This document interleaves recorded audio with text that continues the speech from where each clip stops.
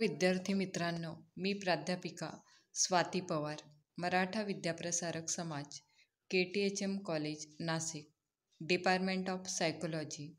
विद्यार्थी मित्रांनो, आज आपण TYBA term first, subject scientific research and experimental psychology, chapter 3 sampling and data collection, topic sampling, meaning and basic concept याविषयी सविस्तर आढावा या ठिकाणी घेणार आहोत. विद्यार्थी मित्रांनो, आपल्या तिसऱ्या प्रकरणाचे नाव आहे नमुना आणि प्रदत्त संकलनाच्या पद्धती किंवा नमुना आणि प्रदत्त संकलन. आपल्या दैनंदिन जीवनावर समाजाचा फार मोठा प्रभाव पडत असतो. हे आपल्याला काही नव्याने सांगायला नको. आपल्या वागण्या बोलण्यातून तो सतत व्यक्त होत असतो. समाजात किंवा समाजाच्या वेगवेगळ्या लोकांच्या आपल्याविषयी ज्या कल्पना आहे त्या विभिन्न स्वरूपाच्या असतात. विभिन्न विषयाबाबत आपल्या धारणा ह्या देखील वेगवेगळ्या असतात. अगदी सामान्यांपासून ते पंतप्रधानांपर्यंत, छोट्याशा संस्थेपासून ते लक्षावधी सभासद असणाऱ्या महाकाय संस्थांपर्यंत सर्वजण यात समावेशित असतात. सामान्य माणूस अत्यंत मर्यादित माहितीच्या आधारे आपली मतं बनवतो, निर्णय घेतो. जवळच्या नात्यातली एक तरुणी बरेचदा अशी ठाम विधानं करीत असते की हा सिनेमा फार चांगला आहे, तुम्ही पण बघा. आता हे विधान ती केवळ थोड्या अनुभवावरून करत असते. तिच्या मैत्रिणी ह्या तिच्यासाठी सगळ्याजणी असतात. सर्वसामान्य व्यक्तीला निर्णयासाठी 2 जणांचा आधार देखील पुरतो. परंतु ज्यांच्या निर्णयांना सामाजिक राजकीयदृष्ट्या व्यापक महत्त्व आहे अशा व्यक्ती मात्र किंवा संस्था यांना मोठ्या प्रमाणावर विश्वसनीय माहिती मिळवावी लागते. मग अशा वेळेस संशोधन करत असताना ज्या वेळेस आपण प्रदत्त गोळा करतो, माहिती गोळा करतो, अशा माहितीमध्ये नमुना हा घटक सर्वात महत्त्वाचा मानला जातो. मग अशा वेळेस नमुना गटातील ज्या व्यक्ती आहेत त्या व्यक्तींकडून आपण माहिती मिळवण्याचा प्रयत्न त्या ठिकाणी करत असतो. आणि ही जी माहिती आहे ती प्रश्नावली, मुलाखत, सर्वेक्षण, निरीक्षण, मनोमापन, प्रयोग इत्यादींद्वारे मिळवण्याचा आपण प्रयत्न करत असतो. मग अशा वेळी सर्वप्रथम नमुना म्हणजे काय? ज्यावेळेस आपण शास्त्रीय दृष्टिकोनातून अभ्यास करतो त्यावेळेस जी माहिती आहे ती माहिती कशा प्रकारे मिळवायची आणि नमुना म्हणजे काय हे देखील पाहणे गरजेचे आहे. नमुना म्हणजे एखाद्या विश्वाचे किंवा समष्टीचे प्रतिरूप होय. समष्टीचा कोणताही अंश म्हणजे त्याचा नमुना नव्हे. तर संशोधनासाठी प्रातिनिधिक नमुन्याची गरज असते. संशोधनाच्या समस्येशी निगडीत समष्टीमधील सर्व वैशिष्ट्य मूळच्या प्रमाणात जर नमुन्यातही प्रतिबिंबित झाली तर तो नमुना व्हॅलिड म्हणजे सार्थ ठरतो व तो प्रातिनिधिक मानला जातो. अशा नमुन्याच्या प्रत्यक्ष अभ्यासावरून जे निष्कर्ष काढले जाते ते संपूर्ण समष्टीला किंवा विश्वाला लागू होतात. मग अशा वेळेस नमुना किंवा विश्व ही संकल्पना काय आहे किंवा यातील मूलभूत संकल्पना काय आहे तर त्या खालीलप्रमाणे. विश्व, मग ज्यावेळेस आपण विश्व ही संकल्पना पाहतो तर विशिष्ट अध्ययन, काही निश्चित वैशिष्ट्य असणाऱ्या ज्या सर्व वस्तू, व्यक्ती, घटना, प्रतिक्रिया तत्वतः समाविष्ट व्हावयास हव्या अशा समग्रतेचे संख्याशास्त्रीय नाव म्हणजे विश्व होय किंवा समष्टी. थोडक्यात काय तर विश्व म्हणजे उदाहरणार्थ 50 व्यक्तींचा समूह 100 व्यक्तींचा समूह, 1000 कर्मचाऱ्यांचा समूह याला आपण विश्व असे म्हणणार, ज्यात विशिष्ट वयोगटातल्या व्यक्ती, त्याचबरोबर त्यांची कार्यपद्धत, त्यांच्या व्यवस्थापकांवरील तणावाचे परिणाम, त्यांच्या वर्तन समस्या, कौटुंबिक कारणे, हे सर्व काय आहे तर विश्वाची उदाहरणे आहेत. विश्व अथवा समष्टी ही मर्यादित सीमित असेल किंवा अमर्यादित देखील त्या ठिकाणी असू शकते. ज्या समष्टीचे सर्व सभासद मोजता येतात त्याला मर्यादित समष्टी म्हणतात आणि ज्या समष्टीचे सभासद मोजता येत नाही त्याला अमर्यादित समष्टी किंवा विश्व असं म्हटले जाते.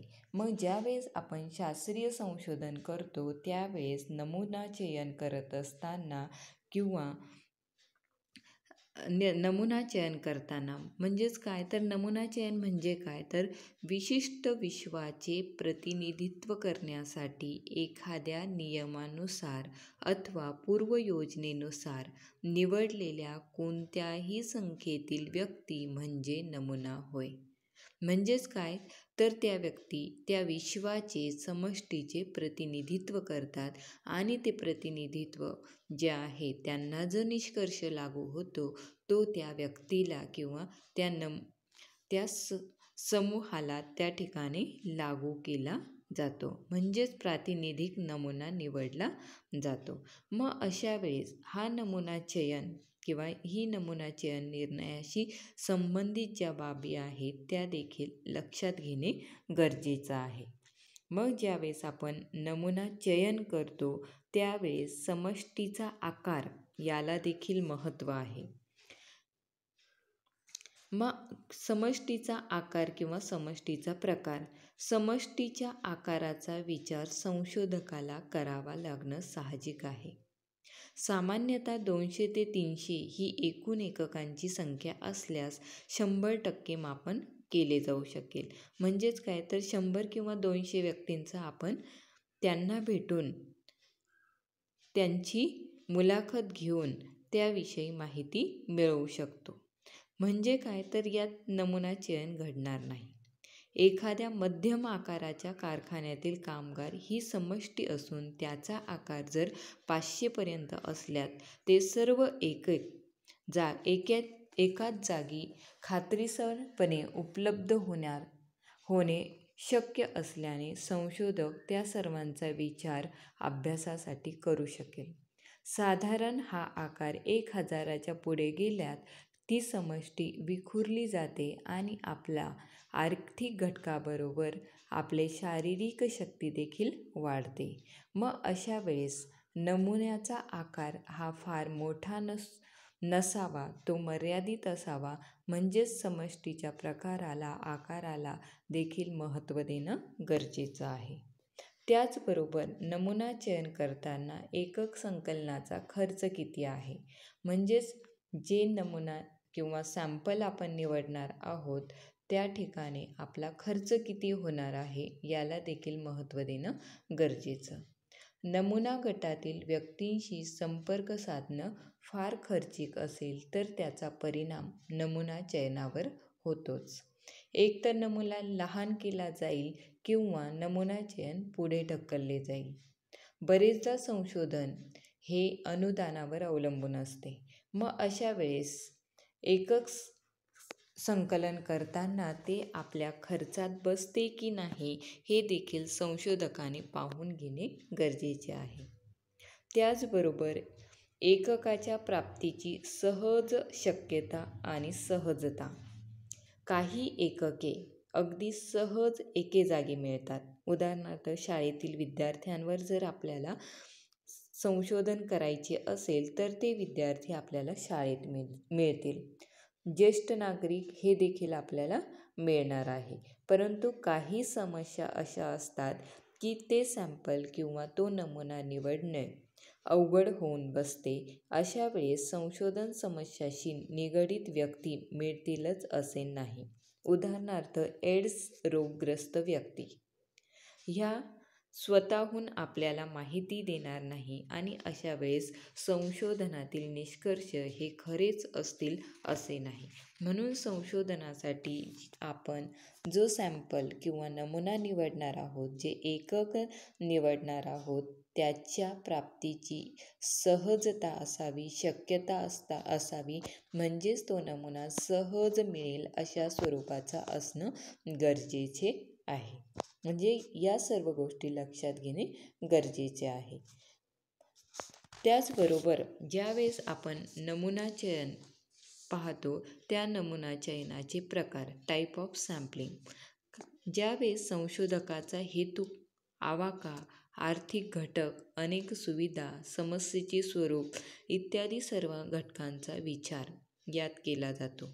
आपण नमुना गट कोणता घेणार, कोणत्या याच्यावर संशोधन करणार हे संशोधकाला ठरवावे लागते आणि त्यातून मग कोणता नमुना चयनाचा प्रकार निवडायचा हे संशोधक ठरवत असतो. बघा की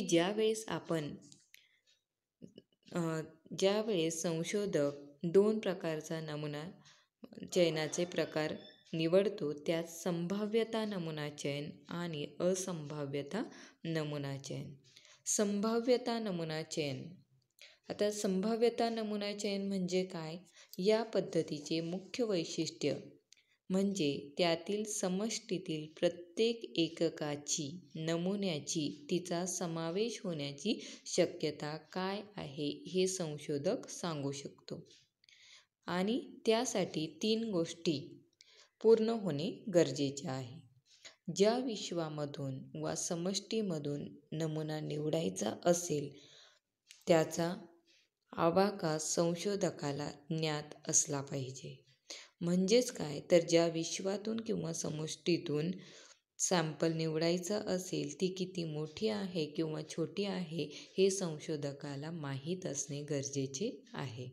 त्याचबरोबर समष्टीमधील प्रत्येक एककाला म्हणजेच व्यक्तीला नमुन्यात समावेश होण्याची समान संधी मिळाली पाहिजे. म्हणजे प्रत्येक व्यक्तीला संशोधनात समान संधी मिळणे गरजेचे आहे. त्याचबरोबर नमुन्याचा अपेक्षित आकार जो आहे तो नेमकेपणाने स्पष्ट करणं गरजेचं आहे. थोडक्यात काय, तर ज्यावेळेस आपण नमुना निवडतो, त्या नमुना निवडत असताना 1000 व्यक्तीतून आपण 10% लोक घेणार हे संशोधकाला माहीत असणे गरजेचे, किंवा 2000 व्यक्तींमधून आपण 20% लोक घेणार असे संशोधकाने स्पष्ट करणे गरजेचे आहे. मग अशा वेळेस संभाव्यता नमुना चयनाचे काही प्रकार पडतात. त्यात पहिला प्रकार सरल अनियत नमुना चयन, ज्याला सिंपल रँडम सॅम्पलिंग असे म्हणतात. एका दृष्टीने विचार केल्यास हा प्रकार म्हणजे सर्व शास्त्रीय नमुना निवडामागील मूलभूत सूत्र होय. सर्व शास्त्रीय नमुना निवड पद्धती याच मूलभूत प्रकाराची वेगवेगळी रूपे आहेत. याला सरळ पद्धत म्हणतात. सरळ अनियत नमुना चयनाची प्रक्रिया अशी असते की ज्यामुळे समष्टीतील प्रत्येक एककाला जी संधी मिळते ती निवड संधी समान असते. म्हणजेच काय, तर प्रत्येक एककाला सारखीच संधी मिळेल. त्याचप्रमाणे विशिष्ट आकाराचे अनेक गट निवडायचे झाल्यास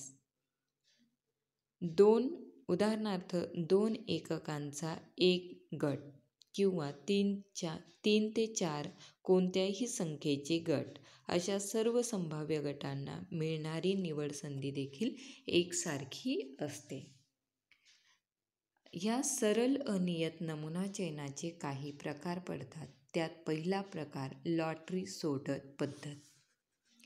आता लॉटरी सोडत पद्धत म्हणजे काय, तर उदाहरणार्थ एका 100 व्यक्तीच्या समष्टीतून आपल्याला अनियतरित्या 10 व्यक्तींचा नमुना घ्यायचा आहे.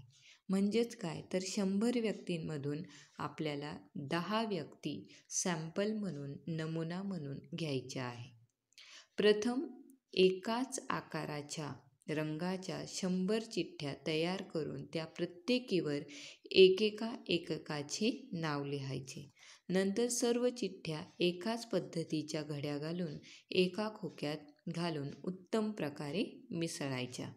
मग एका डोळे बंद करून केलेल्या व्यक्तीला एका वेळी याप्रमाणे 10 चिठ्ठ्या खोक्यातून काढायला सांगायच्या. या पद्धतीनुसार पहिली चिठ्ठी म्हणून निवड होण्याची 100 पैकी प्रत्येक चिठ्ठीची निवड संभाव्यता 1/100 किंवा 1/100 एवढी म्हणजे समान राहते. आता जर ती चिठ्ठी परत खोक्यात टाकून मग दुसरी चिठ्ठी काढली तर त्या दुसऱ्या चिठ्ठीची निवड संभाव्यता पुन्हा 1/100 राहते. परंतु पहिली चिठ्ठी बाजूला ठेवल्यास मात्र ती 1/99 किंवा 1/100 इतकीच राहते. नंतर ती 1/98, 1/97 म्हणजेच 1/98, 1/97 अशी कमी कमी होत जाईल. प्रत्येक निवडीनंतर ते एकक पुन्हा मूळ समष्टीकडे परत येणे या पद्धतीला परतफेडीसह नमुना चयन म्हणतात. म्हणजेच काय तर 100 चिठ्ठ्यांमधून 10 चिठ्ठ्या निवडत असताना एक चिठ्ठी निवडली पुन्हा ती त्यात टाकली तर त्याला परतफेडीसह नमुना चयन असे म्हटले जाते. आणि ज्या वेळेस आपण या उलट केले म्हणजे परतफेडीविना नमुना चयन म्हणजे ज्यात चिठ्ठी एक चिठ्ठी उचलली असता ती बाजूला ठेवली जाते, 99 चिठ्ठ्या उचलतात, पुन्हा 99 चिठ्ठ्यांमधून एक चिठ्ठी उचलली असता 98 उरतात, अशी एक चिठ्ठी उचलली असता ती बाजूला ठेवली जाते आणि 10 चिठ्ठ्या उचलल्या जातात. याला परतफेडी विना नमुना चयन असे म्हटले जाते. थोडक्यात sampling with replacement and sampling without replacement असे नमुना चयनाचे प्रकार लॉटरी सोडत पद्धतीमध्ये पडत असतात. आणि ज्यावेळेस आपण सरळ अनियत नमुना चयनाचा दुसरा प्रकार पाहतो तो म्हणजे अनियत अंकतक्ता वापर पद्धत. अनियत अंकतक्ता वापरून देखील नमुना चयन त्या ठिकाणी केले जाते. यात एक तक्ता दिला जातो. आडव्या उभ्या रकान्यामध्ये 0 ते 9 या दरम्यानचे अंक दिले जातात. ते जरी एका क्रमाने दिलेले असले तरी त्यातील कोणता अंक व संख्या ठराविक क्रमाने येत नाही. प्रत्येक अंक आणि संख्या त्यात येण्याची वारंवारता एकसारखी असते. म्हणजे प्रत्येक अंकाला मिळणारी संधी ही समान असते. अर्थात आपण नमुन्याचा आकार जितका वाढवू शकतो तितकी ती वाढवली जाणार आहे. मग ज्यावेळेस अनियत अंकतक्ता वापर पद्धती वापरली जाते, यात आपल्याला जेवढा नमुना हवा आहे तो नमुना देखील या ठिकाणी आपण शोधू शकतो. प्रथम समष्टीमधील सर्व व्यक्तींना सांकेतिक अंक दिले जातात. 1 ते 200 असे देखील त्यात दिले जातात. अर्थात कोणत्याही अंकानुसार व्यक्ती कोणती हे आपणास ठाऊक असते, म्हणजे संशोधकाला ठाऊक असते. त्यात आपल्याला जर 10 व्यक्ती किंवा 1 ते 200 मध्ये 50 व्यक्ती हव्या असेल तर त्या अनियतरित्या ज्या आहे अनियत अंकतक्ता वापर पद्धतीने निवडल्या जातात. त्याचबरोबर पुढचा जो प्रकार आहे संभाव्यता नमुना चयनाचा तो म्हणजे स्तरित अनियत नमुना चयन. या पद्धतीसाठी प्रथम समष्टीचे विभाजन वेगवेगळ्या स्तरांमध्ये केले जाते. कधी हे विभाजन एकाच परिवर्त्याच्या आधारे केले जाईल, जसे लिंग स्त्री पुरुष, अथवा अधिक परिवर्त्याच्या आधारे केले जाईल, उदाहरणार्थ वय किंवा नोकरी याचा समावेश केला जाईल. म्हणजेच नोकरी करणारे व न करणारे याचे पोटविभाग केले जातात. म्हणजेच काय तर स्तर पाडले जातात आणि ह्या स्तरातून सरळरित्या एक व्यक्ती आपल्याला जेवढा नमुना हवा आहे तो त्या ठिकाणी निवडला जातो. आणि स्तरित नमुना चयनाचे 2 प्रकार पडतात: प्रमाणशीर नमुना चयन, अप्रमाणशीर नमुना चयन. प्रमाणशीर नमुना चयनामध्ये ही पद्धत अगदी नावाप्रमाणे म्हणजे प्रॉपोर्शनेट स्ट्रॅटिफाईड रँडम सॅम्पलिंग, यामध्ये एककाचे आकार संशोधक तपासतो. त्याच्या एकूण नमुन्याचा जो आकार आहे ते ठरवतो. प्रत्येक स्तराचे मूळ समष्टीतील जे प्रमाण असेल तेच अनियंत्रितरित्या ठरवले जाते. उदाहरणार्थ, एकूण नमुना 3000 व्यक्तींचा आपण ठरवला. प्रत्येक वयोगटातील, उदाहरणार्थ 18 ते 25, 26 ते 40, 41 ते 60 आणि 61च्या पुढे अशा 3000तून आपल्याला काही व्यक्ती घ्यायच्या असेल तर अशा वेळेस 3000चा नमुना आपल्याला घ्यायचा असेल तर अशा वेळेस वयोगट 1 मधून म्हणजे 18 ते 25 मधून 0.20%, 26 ते 40 मधून 0.35%, 41 ते 60 मधून 0.35%, 61च्या पुढे 0.10% अशा वयोगटातील नमुना आकार आपल्याला निवडावा लागणार आहे. म्हणजेच काय तर प्रमाण ठरलेले आहे, म्हणून याला प्रमाणशीर नमुना चयन असे म्हटले जाते. अप्रमाणशीर स्तरित अनियत नमुना चयन, डिस्प्रॉपोर्शनेट स्ट्रॅटिफाईड रँडम सॅम्पलिंग, यात सर्व उपसमष्टीतून समान संख्येने एकक निवडणे अथवा प्रत्येक उपसमष्टीतून वेगवेगळ्या पद्धतीने, प्रमाणशीर नव्हे तर संख्येने एकक निवडले जातात. म्हणजे इथे अप्रमाणशीररित्या जो एकक आहे किंवा जे नमुना आहे तो नमुना त्या ठिकाणी निवडला जात असतो, म्हणून याला अप्रमाणशीर नमुना चयन असे म्हटले जाते. त्यानंतर संभाव्यता नमुना चयनाचा पुढचा प्रकार म्हणजे क्षेत्रीय अथवा रुंदीय नमुना चयन. या पद्धतीचा उगम शेतीशास्त्रातून झाला. एखाद्या नवीन वाणाच्या वाढीवर मातीचा प्रकार, हवामान, पाणी, खते इत्यादी घटकांचा काय परिणाम होतो हे यातून तपासता येते. म्हणजेच तुलनात्मक अभ्यास करता येतो. थोडक्यात काय तर अशा वेळेस भौगोलिकदृष्ट्या समष्टी बरीच विस्तारलेली असल्यास आपल्याला छोट्या छोट्या क्षेत्रांची तुलनात्मक अभ्यास करायचा असेल तर यासाठी ही पद्धत वापरली जाते. यावरूनच या पद्धतीला क्षेत्रीय असे नाव मिळाले. यामध्ये एखाद्या छोट्या क्षेत्रात एकवटलेल्या सर्व एककांचा अभ्यास होतो, म्हणून त्याला रुंद अथवा पुंज नमुना चयन असे म्हटले जाते. या पद्धतीत क्षेत्राची अनियत निवड केली जाते. ज्या क्षेत्राचा आपल्याला अभ्यास करायचा आहे ते क्षेत्र या ठिकाणी निवडले जाते, म्हणून त्याला क्षेत्रीय अथवा रुंदीय नमुना चयन असे म्हटले जाते. त्याचबरोबर असंभाव्य नमुना चयनाचे प्रकार. असंभाव्यता नमुना चयन, बघा की ज्यावेळेस आपण संभाव्यता नमुना चयनामध्ये प्रत्येक एककाला निवड संधी ही समान असते, मात्र असंभाव्यता नमुना चयनामध्ये प्रत्येक व्यक्तीला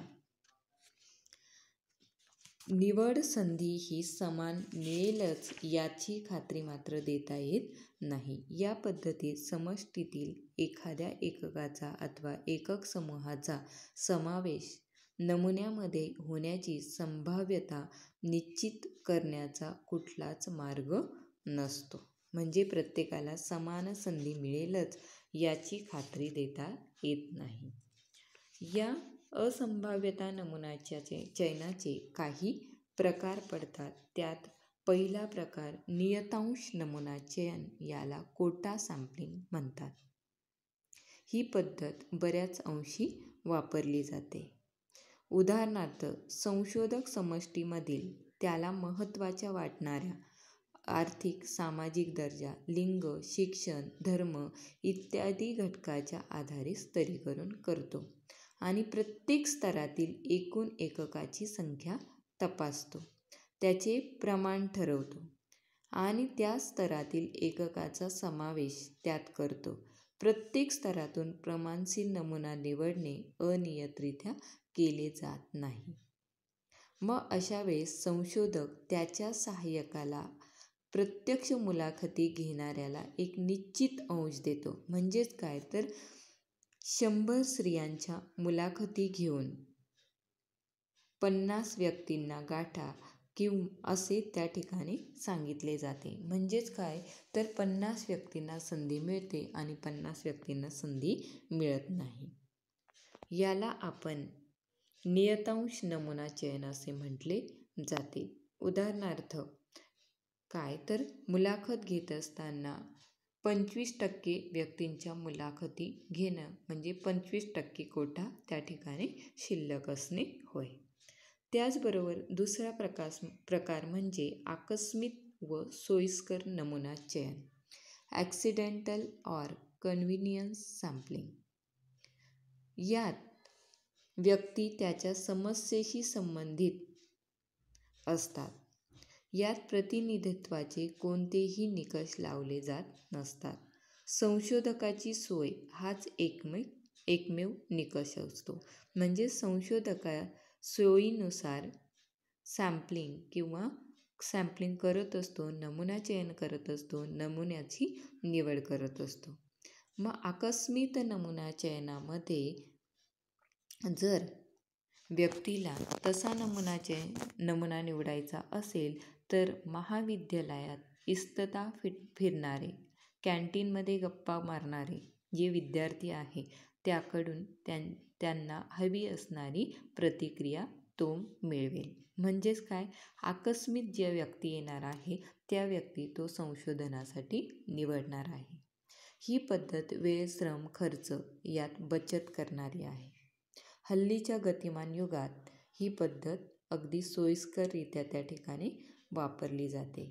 आणि ज्यावेळेस सोयीस्कर नमुना चयन म्हणजे आपल्या वेळेनुसार आपण सोयीस्कर नमुना त्या ठिकाणी निवडत असतो. जनसामान्यांच्या प्रतिक्रिया जर आपल्याला घ्यायच्या असेल तर टीव्हीवरून, दैनिकामधून लोकांपर्यंत पोहोचतो आणि सोयीस्कर आपल्याला हवी ती माहिती त्या ठिकाणी मिळवत असतो. याला सोयीस्कर नमुना चयन म्हटले जाते. तिसरी पद्धत सप्रयोजन अथवा निर्णयी नमुना चयन, पर्पजिव्ह ऑर जजमेंटल सॅम्पलिंग. हा जो महत्त्वाचा प्रकार आहे यात संशोधक सहेतुकरित्या पूर्ण विचारांती कोणत्या व्यक्ती आपल्याला प्रयुक्त अथवा एकक म्हणून योग्य आहे ते निश्चित करतो आणि त्यांचाच अभ्यास करतो. त्यांचे समष्टीचे स्तरीकरण करत नाही. अनियंत्रितत्वाचा नियमही वापरत नाही. त्याला एखादी व्यक्ती प्रातिनिधिक वाटते ती तो महत्त्वाची ठरवतो आणि आपल्या संशोधनासाठी घेत असतो. म्हणून याला सप्रयोजन अथवा निर्णयी नमुना चयन म्हणतात. म्हणजेच काय तर हेतुपूर्वक त्याचबरोबर विशिष्ट निर्णय घेऊन नमुना चयन केले जाते. उदाहरणार्थ एखाद्या मानसतज्ज्ञाला एखाद्या अविकसित जिल्ह्यात समुपदेशन केंद्र सुरू करायचे असेल तर अशा वेळी त्या मार्गदर्शनाची गरज त्या गावाला किती आहे हे जर जाणून घ्यायचे असेल तर संशोधक ही जी माहिती आहे ती माहिती शासकीय अधिकारी, बँक कर्मचारी, शिक्षक, मुख्याध्यापक, कारखानदार, विद्यार्थी असे प्रयुक्त जे आहेत ते प्रयुक्त निवडेल आणि त्यांच्याकडून ही माहिती भरून घेईल. म्हणजेच काय तर तो सप्रयोजन आणि निर्णयी पद्धतीने ही माहिती त्या ठिकाणी भरून घेणार आहे. त्याचबरोबर समाजमितीय नमुना चयन, संतृप्ति नमुना चयन आणि सघन नमुना चयन हे जे वेगवेगळे प्रकार आहेत ते प्रकार देखील त्या ठिकाणी महत्त्वाचे मानले जातात. स्नोबॉल समाजमितीय संतृप्ति, सॅच्युरेशन आणि सघन डेन्स नमुना चयन हे देखील मानसशास्त्रीय संशोधनासाठी महत्त्वाचे आहेत, परंतु याचा वापर जो आहे तो फार कमी प्रमाणात त्या ठिकाणी केला जातो. विद्यार्थी मित्रांनो, ज्यावेळेस आपण शास्त्रीय संशोधन करतो ते शास्त्रीय संशोधन करत असताना नमुना निवडणे म्हणजे ज्याच्यावर आपल्याला संशोधन करावयाचे आहे तो नमुना फार महत्त्वाचा असतो. त्याशिवाय संशोधन होणे शक्य नाही. अशा वेळेस नमुना चयन ही पद्धत, त्याचबरोबर नमुना चयनाच्या विविध पद्धतीच्या आधारे संशोधनाला उपयोगी ठरणारा जो नमुना आहे तो नमुना या ठिकाणी निवडला जात असतो. थँक्यू.